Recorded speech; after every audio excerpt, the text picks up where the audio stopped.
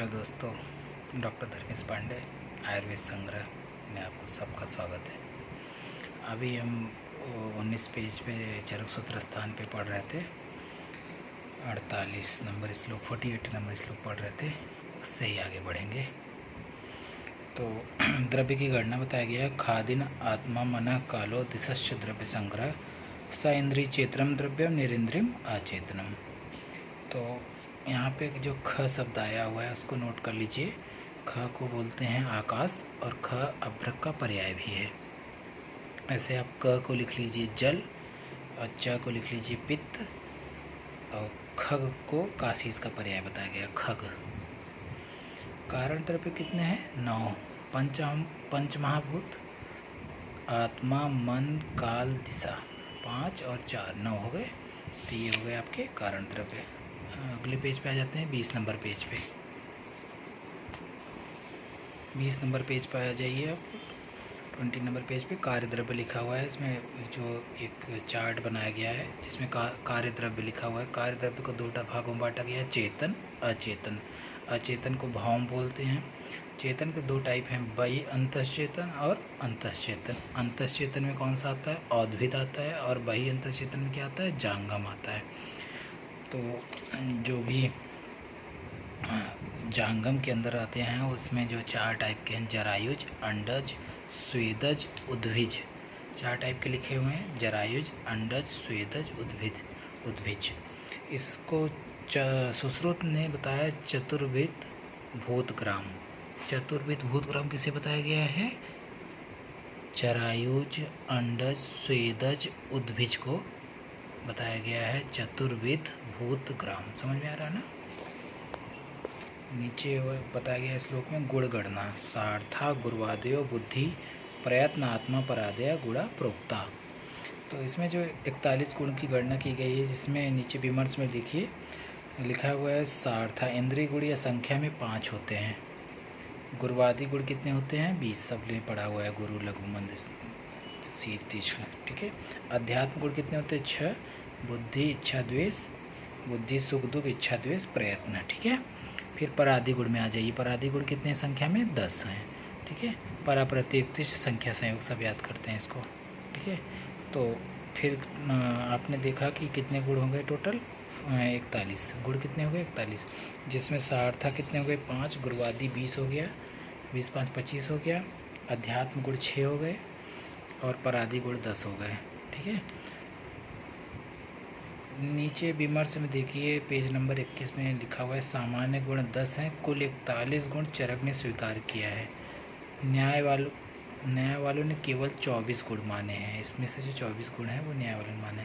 योगीनाथ सेन ने 42 गुण बताए हैं। जो 42वां गुण है उसको मनोअर्था नाम बताया है। ऊपर लिख लीजिए ना, योगीनाथ सेन ने 42 गुण बताए हैं। 42 गुण में मनोअर्था नाम 42वां गुण बताया है। फिर नीचे आ जाइए, उसमें बीच में देखिए लिखा हुआ है धर्म अधर्म, ये 2 गुण आयुर्वेद में माने गए हैं। शेष सभी गुणों को आयुर्वेद ने माना है।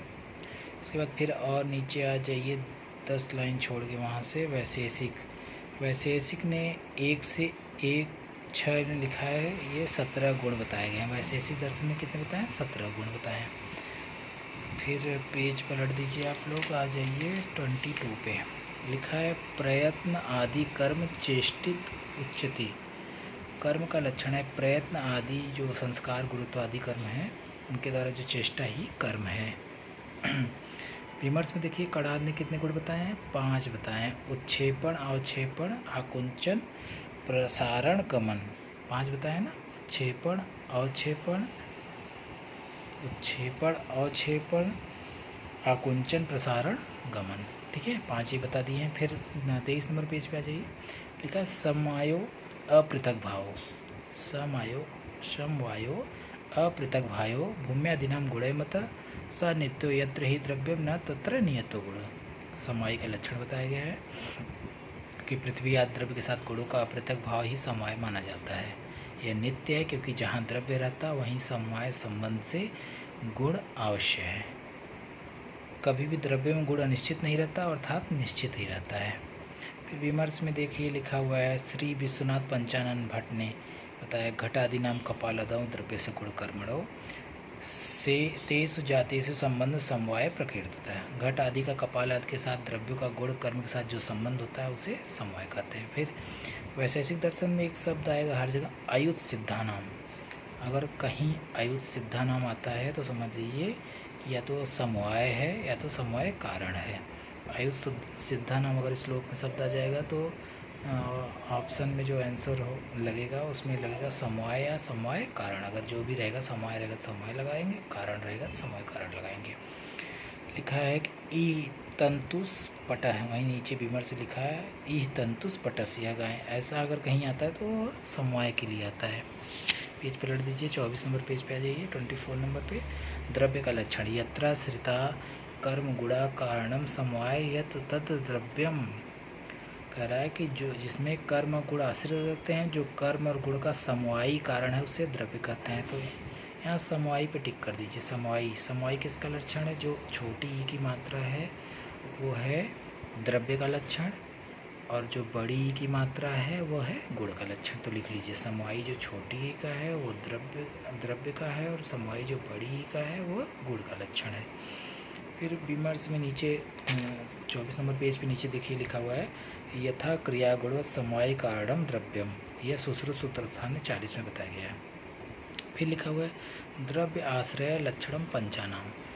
लिखा है द्रव्य आश्रय लक्षणम पंचानाम। वहाँ ब्रैकेट में आप लिख लीजिए, इसको जो लिखा हुआ है उसको काट दीजिए, वहाँ पे लिख दीजिए रस वैशेषिक, क्योंकि ये तैत्तिरीय उपनिषद का नहीं है, ये रस वैशेषिक का है। तो त काट के वहाँ पे रस वैशेषिक बना दीजिए।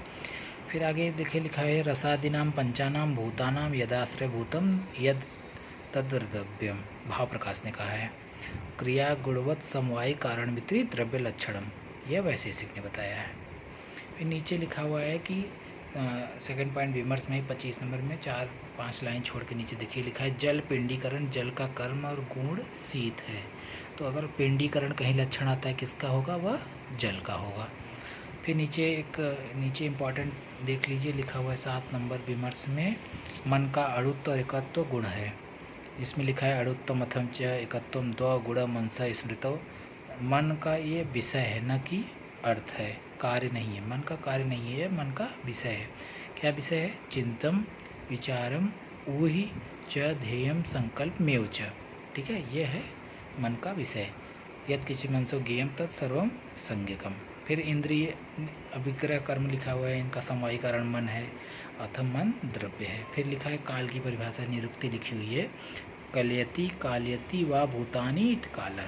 फिर यहाँ तक इसमें पेज में पढ़ेंगे, आगे पेज में चलेंगे 25 नंबर के बाद 26 नंबर पेज पे 26 नंबर। ठीक है, 26 नंबर में आप लोग एक काम के लिए लिखा देखा गुण आ गया। गुण का लक्षण जो अभी मैंने बताया था ना, समवायी बड़ी है तो वो गुण का लक्षण है, छोटी है तो द्रव्य का लक्षण है। तो समवायी तो निश्चेष्टम कारणम गुण। समवायी कारण के ऊपर लिख लीजिए समवायी कारण दोष वैषम्य होता है, असमवायी कारण दोष से समूर्छना होती है, और निमित्त कारण होती है मिथ्या आहार विहार होता है। समवायी तो निश्चेष्टम कारणम गुण। गुण का लक्षण क्या है?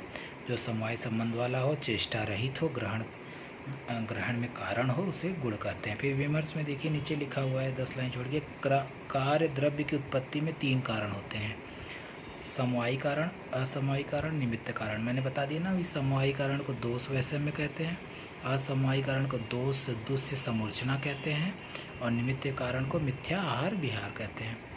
फिर समवायी कारण में देखना लिखा है तंत्वस्य पटस्य। तंत्वस्य पटस्य आएगा तो क्या बोले थे? समवायी अभी बोले थे।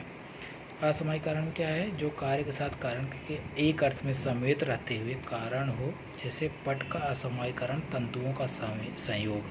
अगर कहीं संयोग शब्द आता है तो असमवायी कारण है।